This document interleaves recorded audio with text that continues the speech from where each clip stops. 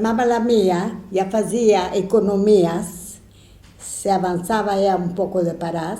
Tenía uno que pasaba cada semana por la Malé, muestra, y le daba una ración.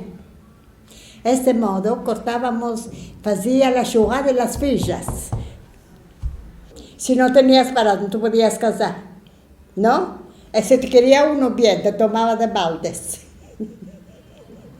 Mira, mi hermana la grande no se casó, porque uno la engañó. No la engañó, le dijo que le tiene mucho amor y estaban para se casar.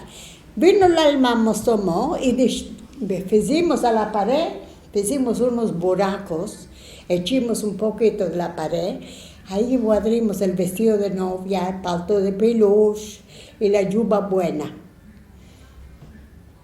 Y no se casó, esta se fue sin casar. Y las otras se casaron, la una se fue con 2 niños y la otra se fue con 2 niñas. Yo no estaba casada ainda. Orosas, contentas bebíamos porque elaborábamos y comíamos. Y le dábamos a mamá la mía la mesada para que nos mantuviera cómodo. Estábamos comiendo cada día, queríamos comer, éramos escuchar músicas. Y de lo que le dábamos, hacía un poco de economía, hemos mercado la prica.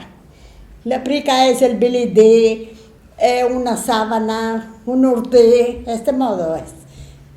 Y a casar mi hermana la grande, ya le tuvimos la chuganea, la metimos aparte. Ahora haremos para la segunda.